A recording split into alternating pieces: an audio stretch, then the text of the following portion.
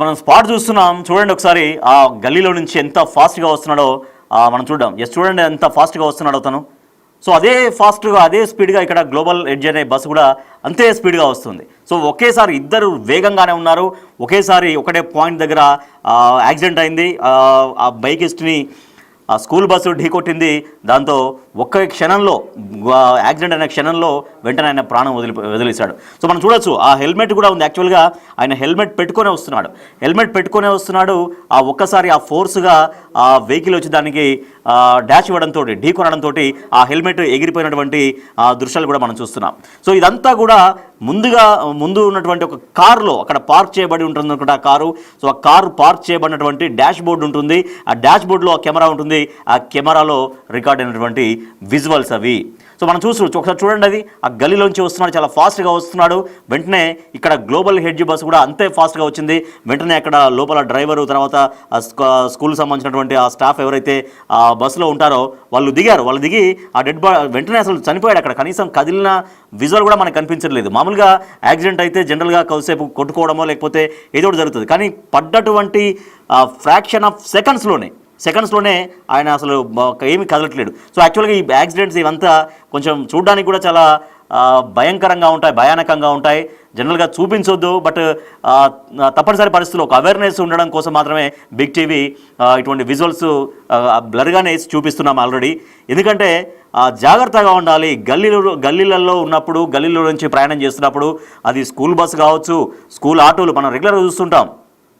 చాలామంది పేరెంట్స్ ఏం చేస్తారంటే స్కూలు దగ్గరలోనే ఉంది, ఒక 2-3 కిలోమీటర్లు ఉన్నా లేకపోతే కిలోమీటర్ ఉన్నా కూడా జనరల్గా కొన్ని ఆటోస్ వాళ్ళు మాట్లాడుకుంటారు.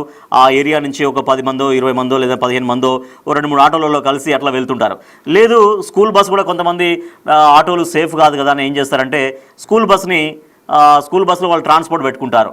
అంటే వాళ్ళ పిల్లలు సేఫ్గా ఉండాలి. సో ఇప్పుడు యాక్సిడెంట్ అయినటువంటి వ్యక్తి ఒకరే కాదు, ఆ పిల్లలు కూడా లోపల మనం బ్రేక్ వేసినప్పుడు ఆ పిల్లలు కూడా మొత్తం ముందుకు పడ్డటువంటి విజువల్ కూడా మనం చూస్తున్నాం. లోపల పిల్లలంతా కూడా కొంచెం భయభ్రాంతులకు గురైనటువంటి మనకు విజువల్ కూడా మనకు కనిపిస్తోంది. అంటే వాళ్ళు కూడా గాయాల పాలయ్యేటువంటి పరిస్థితి. సడన్ బ్రేక్ వేసినప్పుడు వాళ్ళు కూడా ముందు పడతారు. వాళ్ళు ముందు పడ్డప్పుడు వాళ్ళకేమన్నా దెబ్బలు కూడా తగిలే అవకాశం ఉంటుంది. ఇట్లా బస్సులు, మరి స్కూల్ బస్సులు అనేవి స్కూల్ పాఠశాల యాజమాన్యాలు నిజంగా పర్యవేక్షిస్తున్నాయా లేదా? ఇప్పుడు ఒక పాఠశాలకు సంబంధించి ట్రాన్స్పోర్ట్ పెట్టుకున్నప్పుడు ఆ ట్రాన్స్పోర్ట్కి సంబంధించినటువంటి ఆ వ్యవహారం కరెక్ట్ చూసుకోవాలి. ట్రాన్స్పోర్ట్ డ్రైవర్స్ కరెక్ట్గా తీసుకెళ్ళట్లేరా? ఎందుకంటే గతంలో కూడా స్కూల్ బస్సులు అనేకం ప్రమాదానికి గురైనటువంటి సందర్భాలు ఉన్నాయి. దాంట్లో కొంతమంది విద్యార్థులు చనిపోయినటువంటి ఉదంతాలు కూడా ఉన్నాయి. ఒకసారి మెదక్ జిల్లా, I think Masaipet railway gate దగ్గర మొత్తం ఒక ట్రైన్ వచ్చి ఢీకొంది ఆ స్కూల్ బస్సుని. అంటే స్కూల్ బస్సు నడిపే వాళ్ళు కూడా, డ్రైవర్లు కూడా చాలా జాగ్రత్తగా ఉండాల్సినటువంటి అవసరం ఉంటుంది. ఆ స్కూల్ బస్సు నడిపేటప్పుడు ఆ గల్లీలు ఉన్నాయా లేకపోతే రోడ్లో ఉన్నామా, మెయిన్ రోడ్లో ఉన్నామా, అక్కడ ఎక్కువ జనసంచారం ఉంటుందా లేదా అనేది. జనరల్గా అక్కడ స్పీడ్ బ్రేకర్స్ కూడా ఉండాలి. ఎందుకంటే మనం చూడొచ్చు ఆ విజువల్స్లో గల్లీలో నుంచి బయటకు వస్తున్నప్పుడు చాలా వేగంగా వస్తున్నాడు. At the same time bus కూడా అట్లా వెళ్తున్నప్పుడు ఒక స్పీడ్ బ్రేకర్ ఉంటే కనుక, స్పీడ్ బ్రేకర్ ఉంటే ఆటోమేటిక్గా వేగం అనేది తగ్గిపోతుంది. అప్పుడు ఇటువంటి యాక్సిడెంట్స్కి చాలా వరకు నివారించవచ్చు. ఎందుకంటే స్పీడ్ బ్రేకర్ ఉంటుంది కాబట్టి ఆటోమేటిక్గా బస్ స్లో అవుతుంది. అప్పటికి ఆయన బైక్ అతను వేగంగా వచ్చినా కూడా ఆటోమేటిక్గా బస్సు స్లో అవుతుంది కాబట్టి ఈ ప్రమాదం తప్పి ఉండేది. ఖచ్చితంగా అక్కడ స్పీడ్ బ్రేకర్ అవసరం ఉన్నటువంటి ఏరియాగా మనకు కనపడుతుంది. స్పీడ్ బ్రేకర్ ఖచ్చితంగా ఉండాలి. ఎందుకంటే ఒక గల్లీ మెయిన్ రోడ్డు కలుస్తున్నప్పుడు ఒక స్పీడ్ బ్రేకర్ ఉంటే డెఫినెట్గా ఆ స్కూల్ బస్ అక్కడ స్పీడ్ బ్రేకర్ తోటి స్లో అయ్యే అవకాశం ఉంటుంది. కానీ అక్కడ స్పీడ్ బ్రేకర్ కూడా లేనట్టుగా మనకు తెలుస్తోంది. సో కొన్ని గల్లీలలో ఏం చేస్తారంటే స్పీడ్ బ్రేకర్లు పెట్టినా కూడా కొంతమంది ఆకతాయిల స్పీడ్ బ్రేకర్లను కూడా ధ్వంసం చేస్తుంటారు. స్పీడ్ బ్రేకర్ లేకుండా కూడా చేస్తుంటారు. సో అవి నిజంగా చాలా ప్రమాదకరం. సో ఇక్కడ స్పీడ్ బ్రేకర్ ఉంటే ఆ వ్యక్తి బతికేవాడు. మనం చూస్తున్నాం, చాలా ఫోర్స్గా ఢీకొట్టింది వెహికల్. అంతే ఇద్దరు ఫాస్ట్గా ఉన్నారు. దీనిలో ఇద్దరిది తప్పే కనపడుతుంది. సో ఇద్దరు తప్పుగానే కనపడుతున్నారు. ఇద్దరు తప్పే. ఎందుకంటే ఆయన గల్లీ నుంచి రావడం, అంత ఫాస్ట్గా రావడం ఆయన చేసిన తప్పు అయితే, ఇది కూడా స్కూల్ బస్ కూడా అంత ఫాస్ట్గా వెళ్ళాల్సినటువంటి పని లేదు. పక్కన గల్లీ ఉంది, డ్రైవర్కి పక్కన గల్లీ ఉందన్న విషయం కూడా తెలుసు.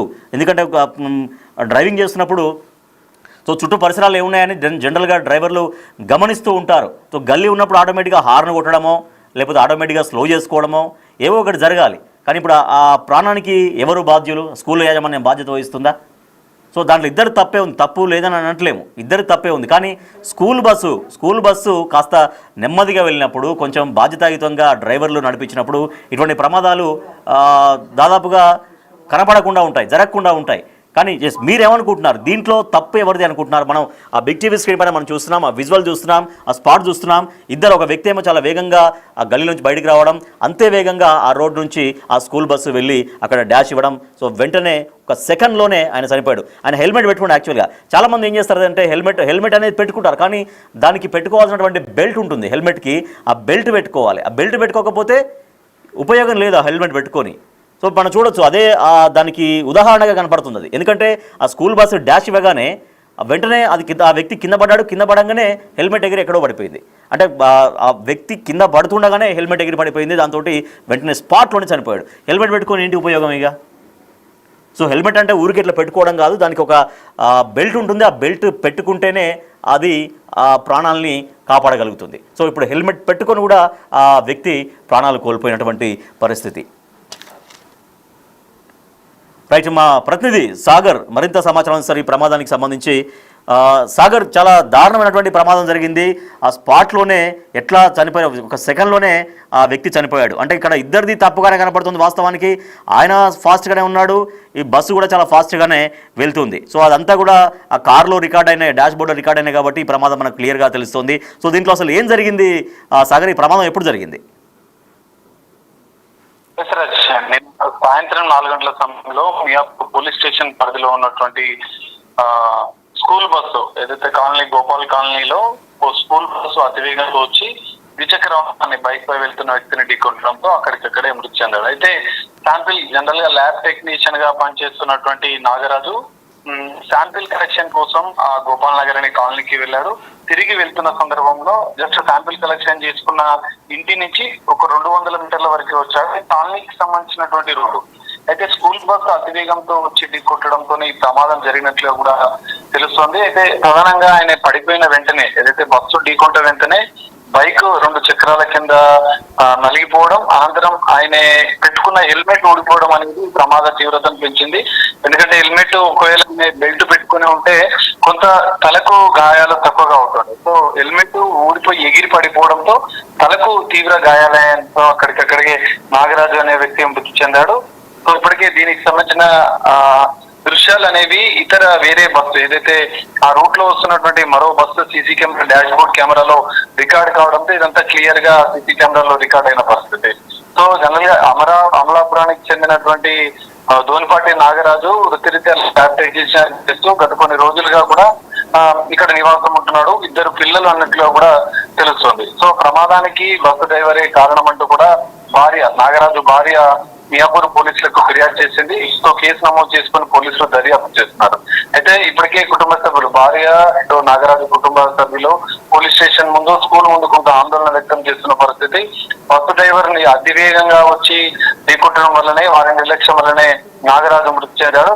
సో తమకు న్యాయం చేయాలంటూ కూడా కుటుంబ సభ్యులు ఆందోళన చేస్తున్న పరిస్థితి అయితే కనిపిస్తుంది. Rajesh, right, thank you Sagar. So అది మియాపూర్ వద్ద జరిగినటువంటి ప్రమాదం. క్షణాల్లోనే ఫ్రాక్షన్ ఆఫ్ సెకండ్స్లో వ్యక్తి ప్రాణాలు కోల్పోయినటువంటి పరిస్థితి.